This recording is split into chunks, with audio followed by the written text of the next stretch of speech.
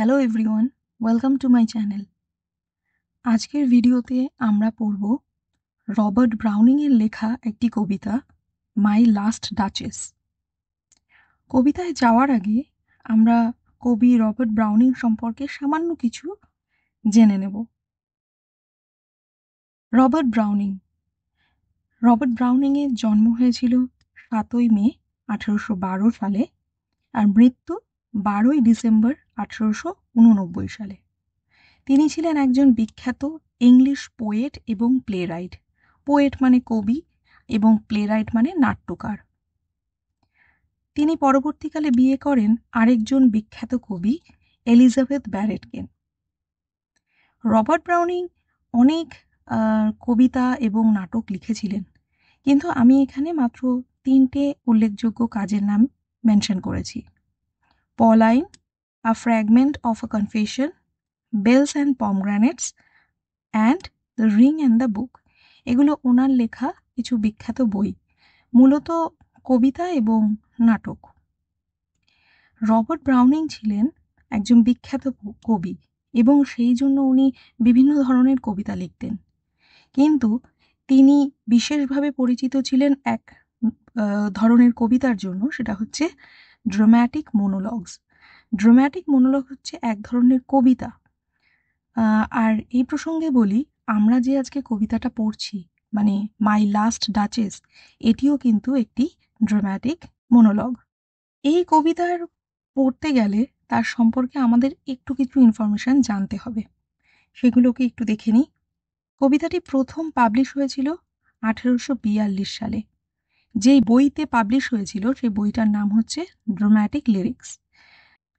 এই কবিতাটি লেখা হয়েছে আয়াম্বিক পেন্টামিটারে, তার মানে এই কবিতাটির ফর্ম হলো আয়াম্বিক পেন্টামিটার।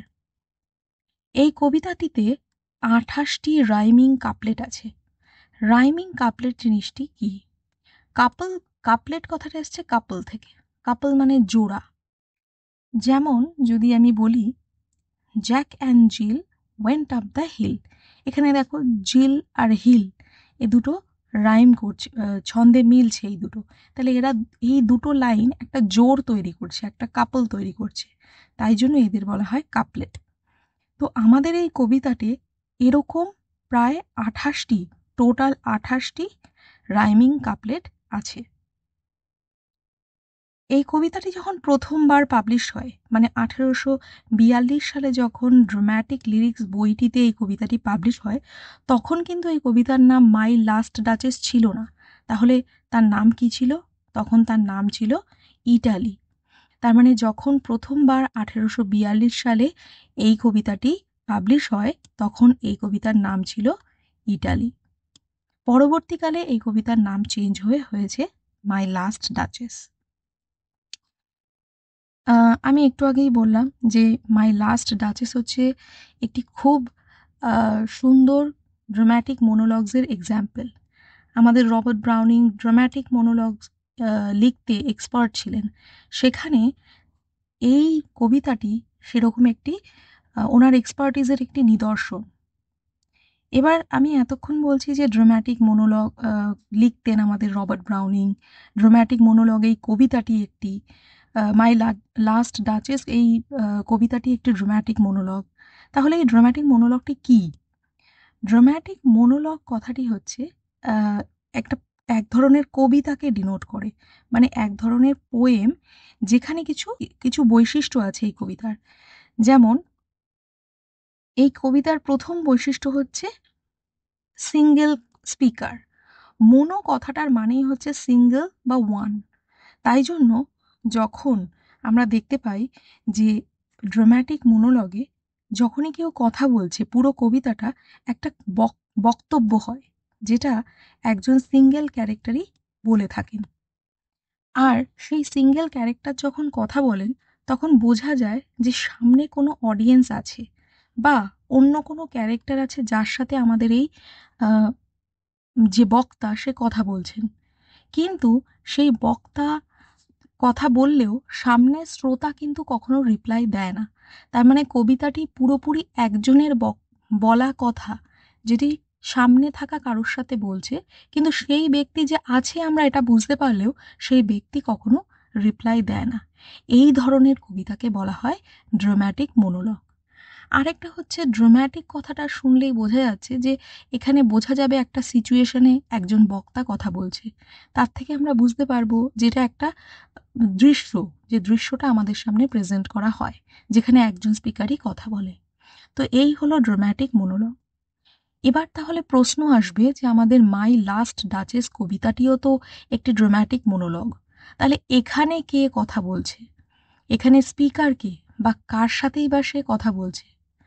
তার জন্য আমরা কবিতা তো অবশ্যই পড়ব, কিন্তু কবিতাটি বুঝতে গেলে আমাদের কবিতাটির হিস্টোরিক্যাল ব্যাকগ্রাউন্ড সম্পর্কে একটু জানতে হবে। কেন? কারণ রবার্ট ব্রাউনিং কবিতাটি লিখেছেন ইতিহাসের একটি সত্য ঘটনার অবলম্বনে, তাই ওই ঐতিহাসিক ঘটনাটা আমাদের জানতে হবে। তাহলে দেখি এই কবিতার হিস্টোরিক্যাল ব্যাকগ্রাউন্ডটা কি।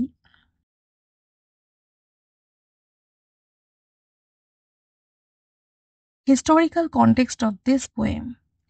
এখানে আমি বললাম এটা ড্রামাটিক মনোলগ, তাহলে এখানে একজন কথা বলবে, একজন স্পিকার থাকবে। সেই স্পিকারকে, স্পিকার হচ্ছে ডিউক অ্যালফোন্সো অফ ফেরারা। ডিউক কথাটার মানে হচ্ছে কিং। ছোট রাজ্যের রাজাকে আগে ডিউক বলা হতো। আর এই ডিউক, তার নাম হচ্ছে অ্যালফোন্সো। আর এই ডিউক অ্যালফোন্সো কোথাকার ডিউক ডিউক ছিলেন? তিনি ফেরারার ডিউক ছিলেন। ফেরারা একটা জায়গার নাম, এটা ইটালিতে অবস্থিত। এই ফেরারার ডিউক ছিলেন ডিউক অ্যালফোন্সো। আর এই ডিউক অ্যালফোন্সোই আমাদের কবিতার বক্তা, মানে সম্পূর্ণ কথাটি, সম্পূর্ণ কবিতাটি ওনার বলা কথা। এবার ইতিহাসে ঘটনাটা কি সেটা একটু জানব। 1558 সালে আমাদের ডিউক বিয়ে করেন লুক্রেজিয়া নামক একজন মেয়েকে। যখন বিয়ে করেন তখন ডিউকের বয়স ছিল মাত্র 24, আর যে মেয়েটিকে বিয়ে করেন তার নাম লুক্রেজিয়া, লুক্রেজিয়ার বয়স ছিল 13। এরপর তাদের বৈবাহিক সম্পর্ক খুব একটা ভালো যায় না। সেটা আমরা ভালো করেই বুঝতে পারবো পরের পয়েন্টটা দেখলে। She died on April 21, 1561 at the age of 16, either of poisoning or of tuberculosis. মানে এই লুক্রেজিয়া মারা যান 16 বছর বয়সে 1561 সালে। তার মৃত্যু সম্পর্কে দুটো তথ্য আমরা জানতে পারি, হয়তো তাকে পয়জনিং করে মানে বিষ খাইয়ে মারা হয়েছিল, বা তিনি যক্ষা রোগে মানে টিবি রোগে মারা যান। তো ওনার মৃত্যুর কারণ সম্পর্কে হয়তো আমরা এখনো ঐতিহাসিকভাবে কোনো সত্যতা বলে উঠতে পারবো না যে উনি সত্যি বিষ খেয়ে মারা গিয়েছিলেন নাকি যক্ষা রোগে মারা গিয়েছিলেন। কিন্তু এটা সত্য যে উনি ওনার বিয়ে হয়েছিল 1558 সালে আর ওনার মৃত্যু হয় 1561 সালে। তার মানে মাত্র 3 বছরের জন্য উনি ওনার বৈবাহিক সম্পর্কে ছিলেন। তার মানে আমরা এখান থেকে খানিকটা ধারণা করতে পারছি যে ওনাদের বৈবাহিক সম্পর্ক হয়তো ভালো ছিল না। কারণ বিভিন্নভাবে লুক্রেজিয়া মানসিকভাবে নির্যাতিত হয়েছিলেন। এমনকি এরকম ঘটনাও জানা যায় যে ওনার মৃত্যুর 2 বছর আগে পর্যন্ত আগেই ডিউক তাকে ছেড়ে চলে গিয়েছিলেন। তো এইরকম মানসিক নির্যাতনের পর 1561 সালে লুক্রেজিয়া মারা যান। তারপরে 1564 সালে ডিউক আবার দ্বিতীয়বার বিয়ে করেন। কাকে বিয়ে করেন? বারবারা বলে একটি মেয়েকে। তার মানে ডিউকের দ্বিতীয়বার বিয়ে হয় বারবারার সাথে। এই জন্য আমরা একটা জিনিস কিন্তু বুঝতে পারছি যে আমাদের কবিতায় যে মাই লাস্ট ডাচেসের কথা বলা হচ্ছে, এই যে ডাচেস, ডাচেস কথাটার মানে হচ্ছে ডিউকের স্ত্রী। মানে যেমন কিংয়ের বউকে আমরা কুইন বলি, তেমন ডিউকের বউকে আমরা ডাচেস বলি।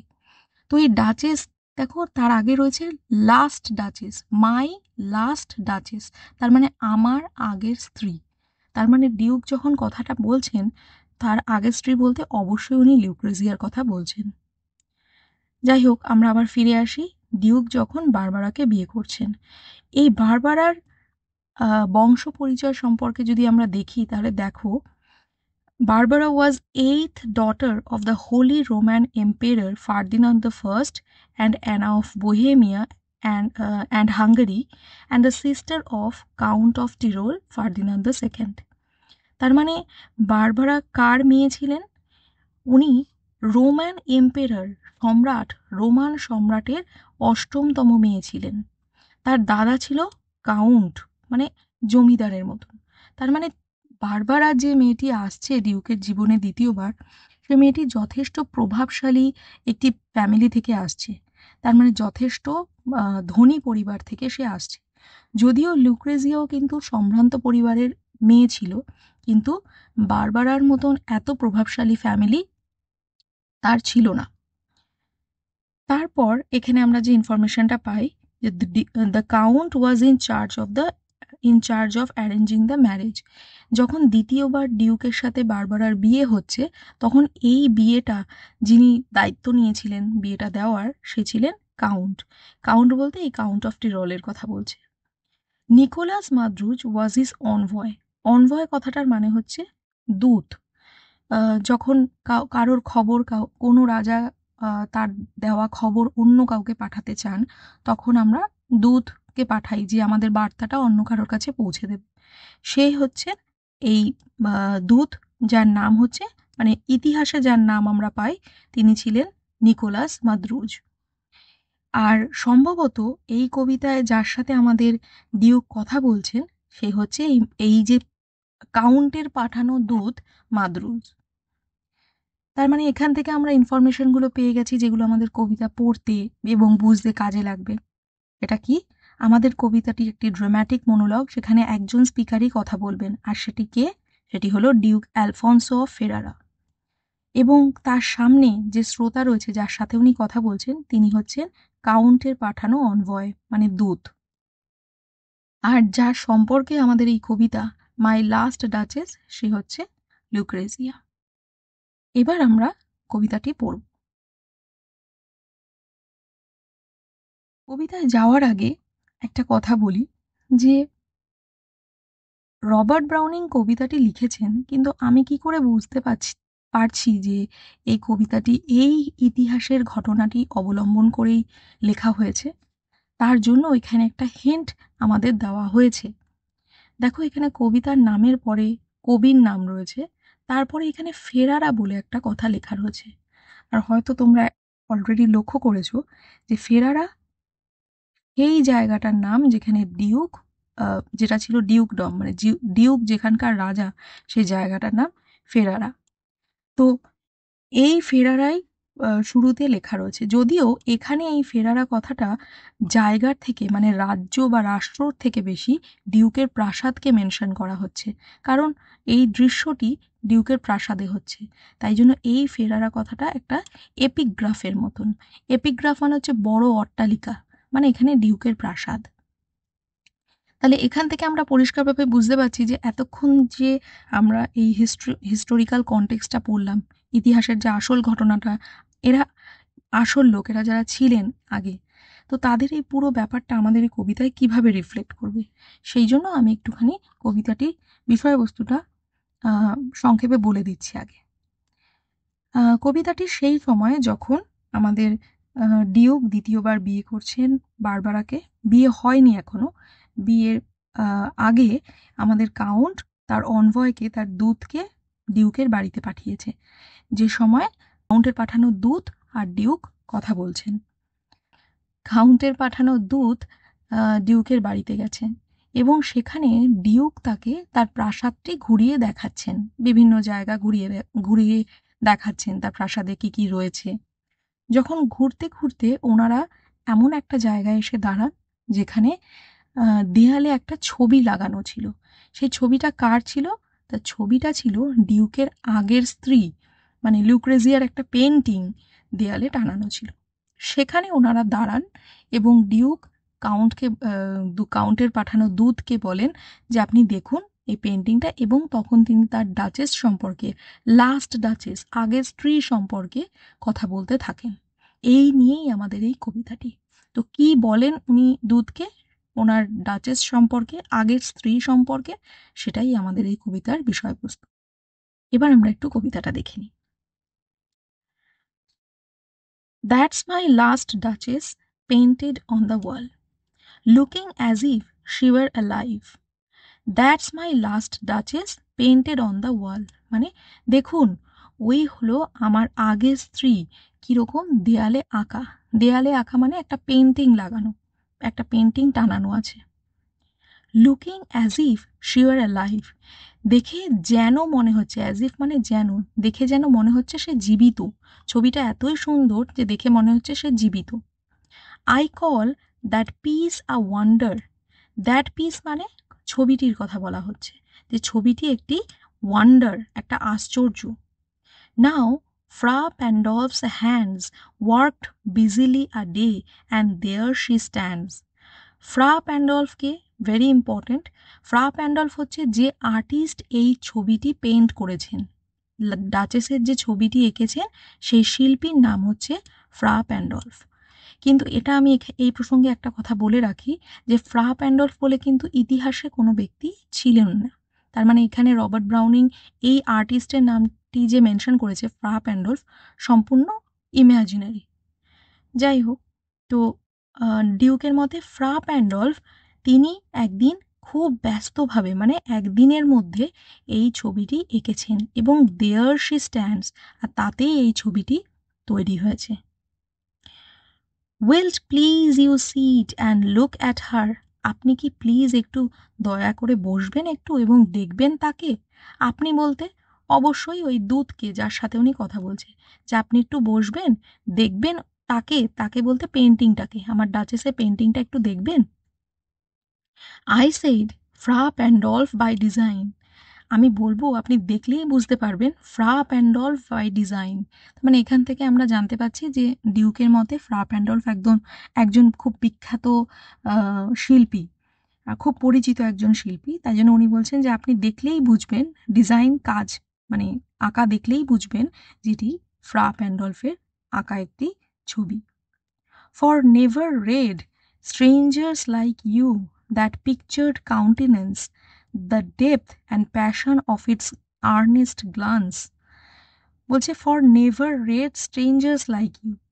স্ট্রেঞ্জার্স মানে অচেনা লোক, এখানে অচেনা বলতে বোঝানো হচ্ছে যারা ডাচেসকে আগে দেখেনি। ডাচেস মানে আগের যে স্ত্রী যিনি মারা গেছেন তাকে যারা আগে কখনো দেখেনি, প্রথমবার এই ছবিতে তারা তার মুখ দেখতে পাচ্ছে। কাউন্টেনেন্স কথাটার মানে হচ্ছে মুখ বা চেহারা। এই ছবিতে তার চেহারা প্রথমবার দেখছেন এবং তার গ্লান্স মানে দৃষ্টিতে, ছবিটিতে যে চোখ ডাচেসের দেখা যাচ্ছে সেই দৃষ্টিতে কি কি দেখতে পাবেন, ডেপথ মানে গভীরতা, আর প্যাশন মানে আবেগ। তারা যখন অচেনা কেউ বা যারা কখনো ডাচেসকে দেখেনি, তারা যেই মাত্র ডাচেসের পেন্টিং দেখে তার মুখে, তার চোখে একটা অদ্ভুত আবেগ এবং গভীরতা দেখতে পায়। But to myself they turned, আর তখনই তারা আমার দিকে ফেরে। আমার দিকে বলতে ডিউকের দিকে ফেরে। Since none puts by the curtain I have drawn for you but I, দেখো কথাটা ব্র্যাকেটে লেখা। কি লেখা? সিন্স নান পুটস বাই, তারা আমার দিকে ফেরে কেন কিছু বলার জন্য বা প্রশ্ন করার জন্য? কারণ সিন্স যেহেতু কেউ এই পর্দা, কার্টেন মানে পর্দা, খোলার অধিকার রাখে না, ড্র মানে পর্দা খোলা। তো এই ডাচেসের যে পেন্টিংটা দেওয়ালে রাখা রয়েছে সেই পেন্টিংটা সবসময় একটা পর্দা দিয়ে ঢাকা থাকে, আর সেই পর্দাটা খুলেই ছবিটা দেখতে হয়। কিন্তু এই পর্দাটি খুলে ছবিটা দেখার বা দেখানোর অধিকার ডিউক ছাড়া আর কারোর নেই। তাই জন্য ডিউক বলছেন যে এই ছবিটা শুধুমাত্র আমিই দেখাতে পারি, তাই জন্যই সবাই আমার দিকে ফিরে জিজ্ঞাসা করে। And seemed as they would ask me, আর এই যে অচেনা লোকেরা যারা প্রথমবার ছবি দেখছে তারা আমার দিকে ফিরে কিছু জিজ্ঞাসা করতে চায়। ইফ দে ডার্স্ট, ডার্স্ট কথাটার মানে হচ্ছে ডেয়ার, DARE মানে সাহস করা। যদি তারা সাহস করেন তাহলেই তারা আমাকে প্রশ্ন করেন। হাউ সাচ আ গ্লান্স কেম দেয়ার, তারা কি সাধারণত অবাক হয়ে জিজ্ঞাসা করেন যে এইরকম দৃষ্টি, এরকম আবেগপূর্ণ, এত গভীরতাপূর্ণ দৃষ্টি ডাচেসের চোখে এলো কি করে। So not the first are you to turn and ask thus, তাই জন্য ডিউক দূতকে বলছে, আপনি কিন্তু প্রথম ব্যক্তি নন যিনি এইরকমভাবে অবাক হচ্ছেন, যিনি এরকমভাবে জিজ্ঞাসা করছেন। যারাই ডাচেসের পেন্টিং দেখেন তারা এই ধরনের অবাকভাবেই এরকম বিস্ময়ভূত হয়ে যায় যে কি সুন্দর পেন্টিং, কি সুন্দর তার চোখের দৃষ্টি। Sir, it was not her husband's presence only called that spot of joy into the duchess's cheek. Sir বলতে এখানে আবার কার কথা বলছে? দূতকে ডিউক ডাকছেন যে sir, it was not her husbands presence only called that spot of joy into the duchess's cheek. Spot of joy কথাটার মানে হচ্ছে ব্লাশ। আর আমরা জানি ব্লাশ কখন, মানে কেউ কখন ব্লাশ করে, যখন কেউ লজ্জা পায় তখন তার গালে একটা লালচে রক্তিম আভা দেখা যায়। তো পিকচারে সেই রকম ডাচেসের গালে একটা রক্তিম আভা দেখা যাচ্ছে, যেটা হয়তো লজ্জার জন্য হয়েছে। কিন্তু আমাদের ডিউক বলছে যে স্যার, আপনি মনে করবেন না যে ওই ব্লাশটা, ওই রক্তিম আভাটা শুধুমাত্র তার হাজবেন্ডের প্রেজেন্সের জন্যই হয়েছে। কারণ তা তো নয়, কারণ ডাচেসের ছবি যখন আঁকা হচ্ছে তখন ডিউক ছাড়াও ওখানে অবভিয়াসলি আর কেউ থাকুক কি না থাকুক, আর্টিস্ট তো নিশ্চয়ই ছিল। তো অন্য কারোর উপস্থিতিতেও ডাচেস ওই রকমভাবে ব্লাশ করছিল, যেটা আমরা পরিষ্কারভাবে বুঝতে পারছি যে আমাদের ডিউকের পছন্দ হয়নি। পারহ্যাপস, সম্ভবত, ফ্রা প্যান্ডলফ চান্সড টু সে। ফ্রা প্যান্ডলফ আমরা আগেই জেনেছি যে আর্টিস্ট ছবিটা এঁকেছিলেন। সেই ফ্রা প্যান্ডলফ হয়তো কখনো বলেছেন, কি বলেছেন? Her mantle laps over my lady's wrist too much. My lady বলতে ডাচেসকে, যেহেতু ডাচেস র্যাঙ্কে ওনার থেকে বড়, তাই আর্টিস্ট ওনাকে মাই লেডিজ বলে সম্বোধন করছে। তো মাই লেডি বলে সম্বোধন করছেন, মাই লেডি বলতে ডাচেস। তো বলছে যে আর্টিস্ট হয়তো এরকম বলেছেন যে আমাদের ডাচেসের হাতটা খুব সুন্দর, রিস্ট মানে আমরা জানি কবজি, হাতটা খুব সুন্দর, তাতে ম্যান্টেল কাপড়টা উপরে ঢেকে রয়েছে, যেটা কিনা দরকার নেই। তার মানে হাতটা সুন্দর, হাতটা না ঢাকলেও চলবে। Or paint must never hope to reproduce the faint half flush that dies along her throat. Paint মানে রং, রিপ্রোডিউস মানে কি কপি করা।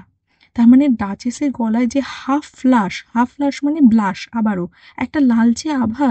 ডাচেস এত সুন্দরী যে ওনার গলার দিক থেকে একটা লালচে আভা দেখা যাচ্ছে, কিন্তু আর্টিস্ট বলছে যে আমি সেটা পেইন্টে আনতে পারবো না, পেইন্টিংয়ে সেটা তুলে ধরতে পারবো না, কারণ রিয়েলে ডাচেস নাকি এত সুন্দর যে আমি পেইন্টিংয়ে সেটা তুলে ধরতে পারবো না।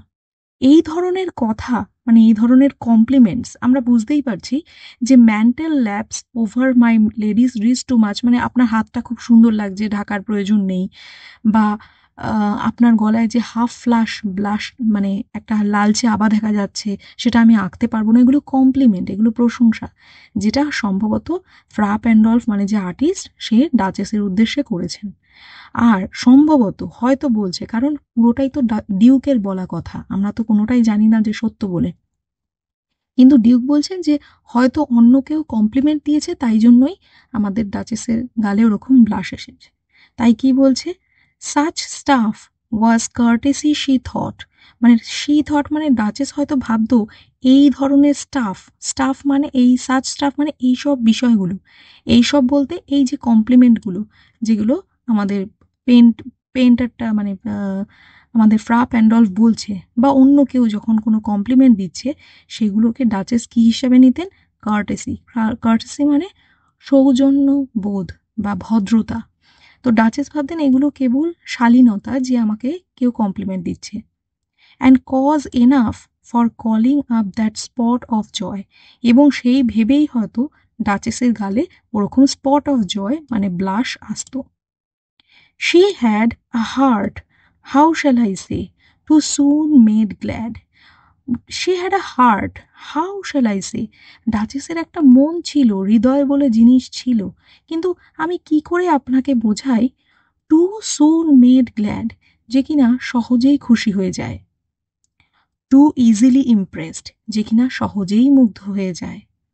She liked what ever she looked on, যাই সে দেখে, মানে ডাচেস যে জিনিসটাই দেখে তাই তার ভালো লাগে।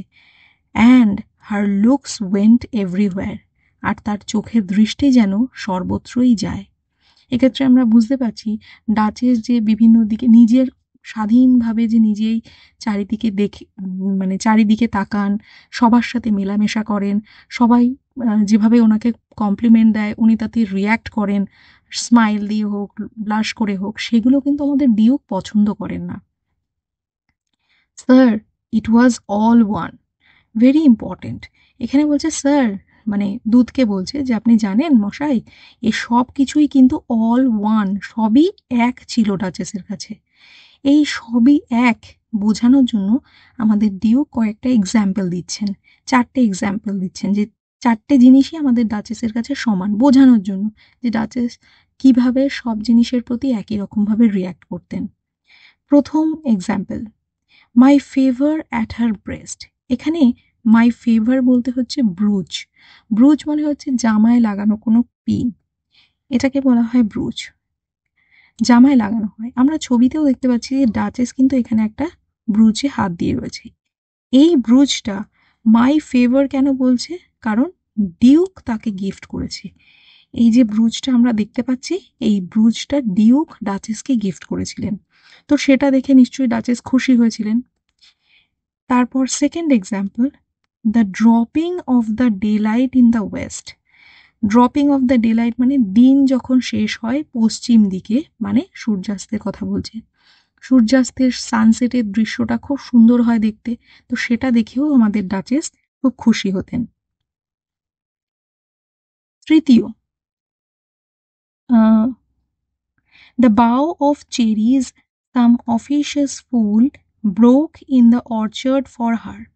কোনো অফিশিয়াস ফুল বলতে কি? অফিশিয়াস মানে হচ্ছে যার অধিকার নেই, মানে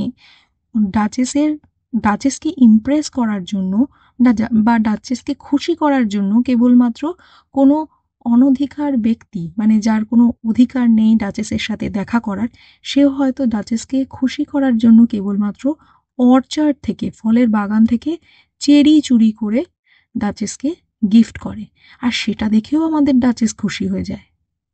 the white mule she road with round the terrace, এটা হচ্ছে চতুর্থ এক্সাম্পল। হোয়াইট মিউল মানে হচ্ছে খচ্চর, ঘোড়া জাতীয় একটি প্রাণী। তো ডাচেসের টেরেস মানে হচ্ছে ছাদের বাগান। তো ছাদে যখন বাগানে যখন প্রথম ডাচেস ঘোড়ায় চড়ছিলেন, তার যে ঘোড়ায় চড়া শিখছিলেন, তার যে প্রথম এক্সপিরিয়েন্স, তার যে আনন্দ, সেটাও তার কাছে সমান। আচ্ছা, এটা হচ্ছে হোয়াইট মিউল। এবার 4টে এক্সাম্পল তাহলে আমরা কি কি দেখলাম? একটা হচ্ছে ডাচেস, ডিউকের দেওয়া ডাচেসকে গিফট, ব্রুচটা। সেকেন্ড হচ্ছে ওয়েস্ট, পশ্চিমে সূর্যাস্তের কথা, সূর্যাস্ত দেখে আনন্দ পাওয়া। তৃতীয় হচ্ছে যখন কোনো অন্য ব্যক্তি ফলের বাগান থেকে চুরি করে আমাদের ডাচেসকে দিচ্ছেন। আর চতুর্থ হচ্ছে যখন উনি প্রথমবারের জন্য ঘোড়ায় চড়া শিখছেন।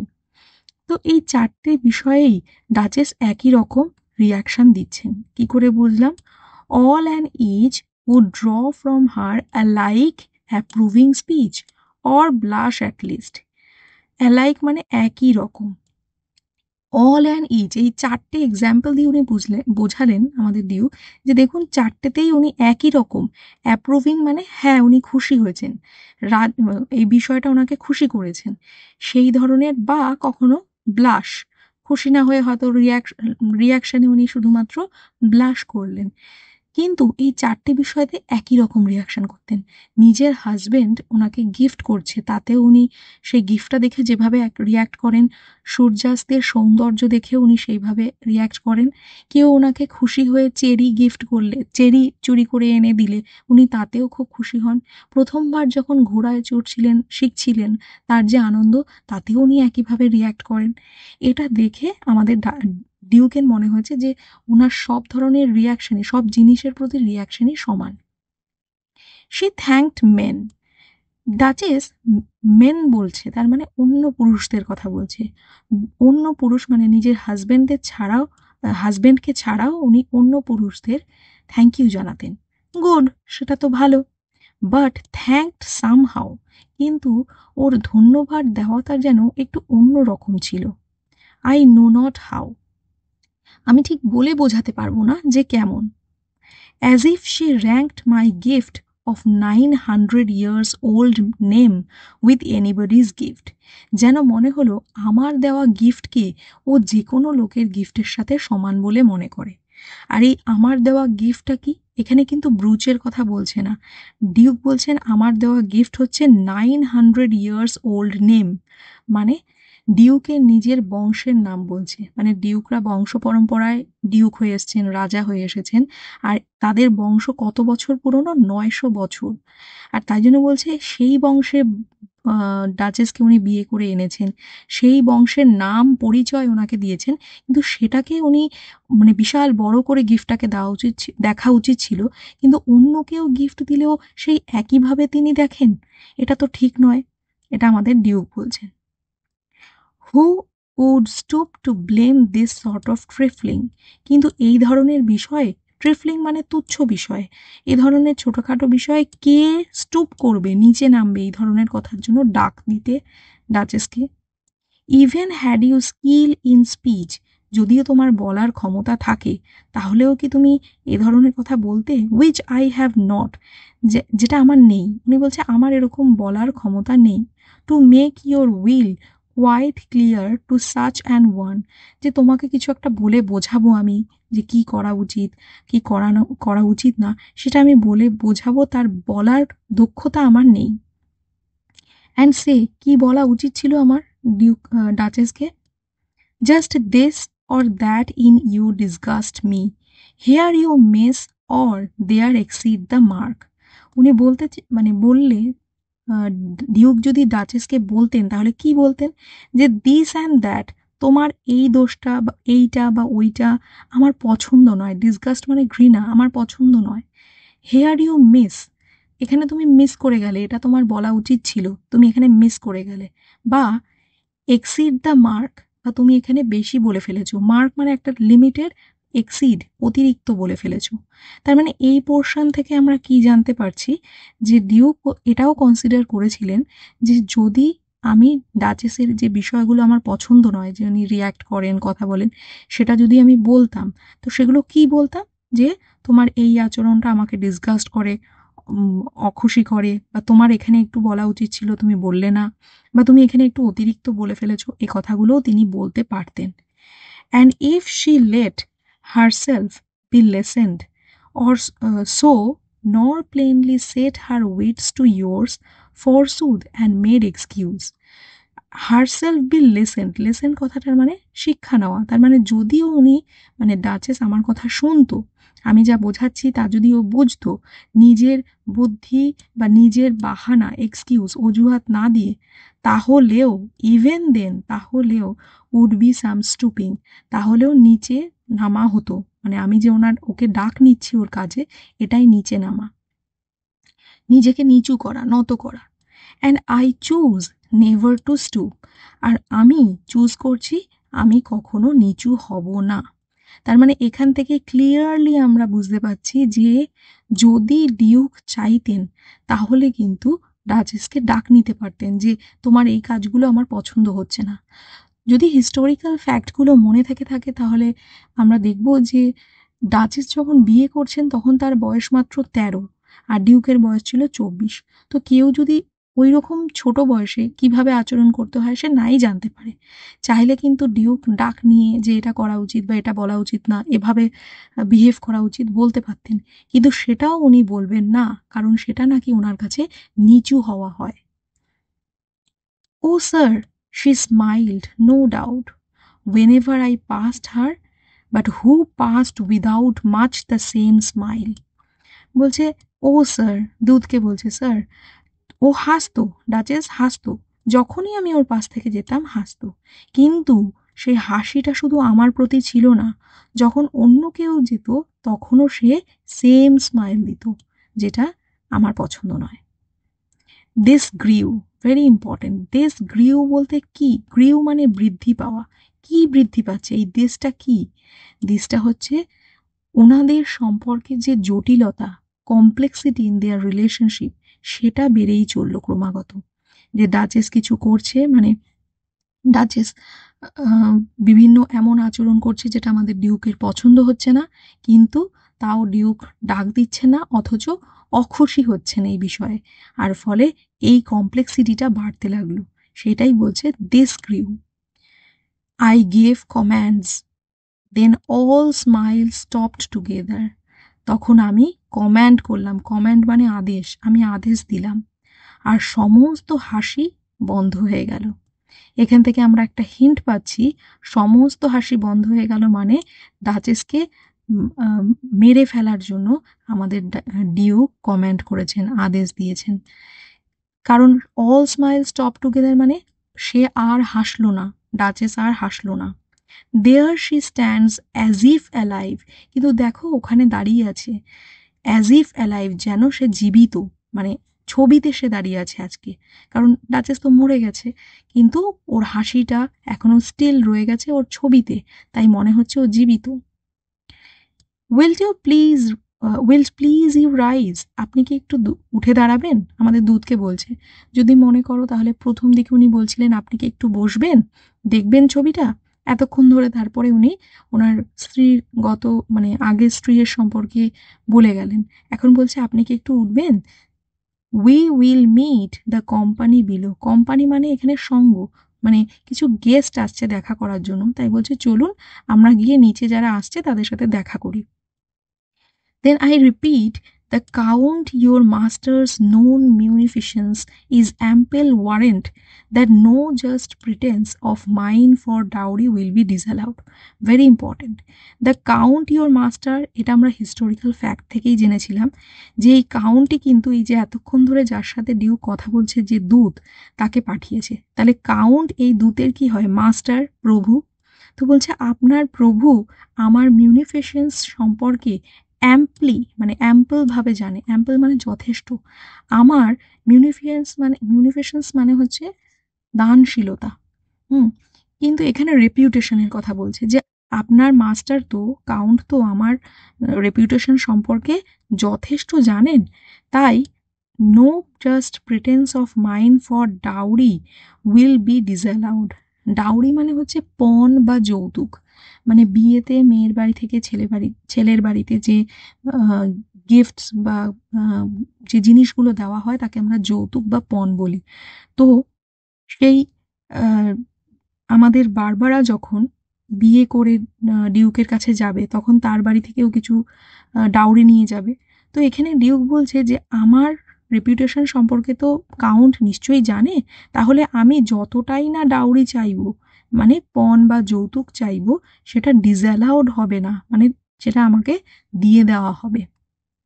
পরে নিজে বলছে, though his fair daughter self as I avowed at starting is my object, মানে অ্যাট স্টার্টিং, যদিও প্রথমত তার সুন্দরী মেয়েই আমার মেন অবজেক্ট। অবভিয়াসলি নিজেই কথাটা আবার পরিষ্কার করে বলে দিচ্ছেন যে না না, তার মেয়েই কিন্তু আমার কাছে আসল লাগে, অবজেক্ট মানে উদ্দেশ্য, নিশ্চয়ই আমি মেয়েটাকেই বিয়ে করতে চাইছি। কিন্তু আমরা এখানে দেখতে পাচ্ছি আগে উনি ডাউরির কথা বললেন, তারপরে মেয়েটার কথা বলছেন। Nay we will go together down sir, sir চলুন আমরা একসাথে নিচে যাই। Notice, Neptune though taming a sea horse thought a rarity which Claus of Innsbruck cast in bronze for me. Notice মানে দেখুন স্যার, ওনারা উঠে নিচে যাচ্ছিলেন, সেই সময় একটা জিনিস দেখতে পেয়েছেন, তাই বলছে নোটিস স্যার দেখুন, ওখানে একটা স্ট্যাচু রয়েছে, ব্রোঞ্জের স্ট্যাচু। যখন উনি নিচে যাচ্ছেন তখন একটা স্ট্যাচু দেখতে পেয়েছেন, ব্রোঞ্জের তৈরি স্ট্যাচু, সেটা দেখাচ্ছেন। আচ্ছা, স্ট্যাচুটা কেমন দেখতে? স্ট্যাচুতে আমরা দেখতে পাই যে নেপচুন একটা সি হর্সকে টেম করছে। টেম করা মানে কি, বশ করা, কাউকে দমন করা, এইরকম ছিল স্ট্যাচুটা। এখানে আমরা দেখতে পাচ্ছি নেপচুনকে। নেপচুন হচ্ছে গ্রিক বা রোমান মেথোলজিতে আমরা যাকে পসাইডন নামেও জানি, নেপচুন হচ্ছে দেবতা। আর এখানে হচ্ছে যাকে দেখতে পাচ্ছি সেটা হচ্ছে সি হর্স, এটা একটা ক্রিচার আর কি, প্রাণী। এখানে দেখতে পাচ্ছি আমরা নেপচুন সি হর্সকে টেম করে নিয়ে যাচ্ছে। তো এই রকম একটা ব্রোঞ্জ স্ট্যাচুর কথাই এখানে মেনশন করা হয়েছে। আরেকটা জিনিস কি জানতে পাচ্ছি যে এই যে ব্রোঞ্জ স্ট্যাচুটা, এটা কে তৈরি করেছে? Clause of ইন্সব্রাক।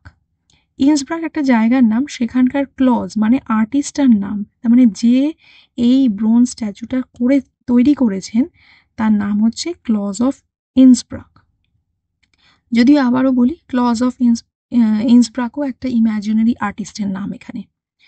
তো এখানেই আমাদের কবিতা শেষ হচ্ছে, যেখানে আমরা ডিউক আর যার সাথে কথা বলছিলেন মানে দূত, তারা নিচে চলে যাচ্ছেন। এবার এখানে কয়েকটা জিনিস সম্পর্কে আমরা বলবো শেষে। সেটা হচ্ছে কয়েকটা থিম আমরা এখানে দেখতে পাচ্ছি। প্রথমত কি দেখলাম, যে ড্রামাটিক মনোলগ সম্পর্কে আমি আগেই বলেছি যে এই কবিতাটি একটি ড্রামাটিক মনোলগের উদাহরণ, কারণ এখানে একজন স্পিকার কথা বলছেন, ডিউক কথা বলছেন, একজনের সাথে কথা বলছেন, একজন আনসিন অডিয়েন্স আছে যাকে আমরা দেখতে পাচ্ছি না কিন্তু তিনি আছেন বুঝতে পারছি। আর এই বিভিন্ন কথার মাধ্যমে, পুরো বিষয়টার মাধ্যমে, যদিও এখানে ডাচেসের সম্পর্কে ডিউক কথা বলছেন কিন্তু ডিউকের নিজস্ব পার্সোনালিটি এবং ক্যারেক্টার কিন্তু এখানে রিফ্লেক্ট করছে। নেক্সট বলার কথা সেটা হচ্ছে ডিউকের পার্সোনালিটির কি কি ঝলক আমরা দেখতে পাচ্ছি। যে ডিউক এক্সট্রিমলি নার্সিসিস্ট মানে আত্মকেন্দ্রিক লোক, যারা নিজের সম্পর্কে শুধু ভাবে যে আমার গিফটটা বেশি স্পেশাল, আমার গিফটে অন্যরকমভাবে, আমি গিফট দিলে আমাকে অন্যরকমভাবে রিয়াকশন দিতে হবে, বা আমার বংশের নাম, এই যে আমি কেন্দ্রিক লোকেরা, তাদের বলা হয় তোমার নার্সিসিস্ট। এরপরে আমরা দেখতে পাচ্ছি যে ডিউক শুধুমাত্র নার্সিসিস্টই নন, উনি খুব পজেসিভ। উনি সবসময় আমাদের ডাচেসের বিভিন্ন রিয়াকশন, ওনার চলন, ওনার হাসি, এমনকি এখন পিকচারটা পর্যন্ত উনি কার্টেন দিয়ে ঢেকে রাখেন। তো সব দিক থেকে আমরা বুঝতে পারছি উনি পজেসিভ প্রচণ্ড, মানে সব কিছুকে কন্ট্রোল করতে চান। নেক্সট হচ্ছে উনি ক্রুয়েলের নিদর্শন তো আমরা বুঝতেই পারছি, যেখানে ডিউক বলছেন I gave commands then all smile stop together, মানে ডিউক রীতিমতন আদেশ দিয়েছিলেন ডাচেসের হাসি চিরকালের জন্য বন্ধ করে দেওয়ার জন্য। তো এখান থেকে ওনার ক্রুয়েলটি নিদর্শন আমরা পাচ্ছি। এছাড়া আমরা দেখেছি যে উনি বলছেন যে আমি ডাক দিতে পারতাম, যে আমাদের ডাচেসের বিভিন্ন বিহেভিয়ার আমার পছন্দ নয়, কিন্তু আমি ডাক দিইনি কারণ ওটা আমাকে নিজেকে কারোর সামনে নত করা মনে হবে, নিচু করা মনে হবে, যেটা আমি করব না। আর অবশ্যই লাস্টে যদি স্ট্যাচুটার কথা বলি, যে স্ট্যাচুটা ওনার পার্টিকুলারলি খুব রেয়ারিটির কথা বলছি, এটা ওনার কাছে রেয়ার বলে মনে হচ্ছে, দুর্লভ। স্ট্যাচুতেও আমরা দেখতে পাচ্ছি যে এই দেবতা, এই যে নেপচুন, সে এই সি হর্সকে টেম করছে, বশ করছে। তার মানে সেই কন্ট্রোলিং ব্যাপারটা, নিয়ন্ত্রণ করা, কারোর জীবনকে সম্পূর্ণভাবে আমার নিয়ন্ত্রণে রাখা, এই জিনিসটা কিন্তু আমাদের ডিউক পছন্দ করেন। এইরকম বিভিন্ন থিম আমরা এই কবিতায় দেখতে পাই, যেগুলো খুব ইম্পর্টেন্ট টপিক। তো সেগুলো আমি অন্য কোনো ভিডিওতে আলোচনা করব। আজকে এই পর্যন্তই। That's all. Thank you.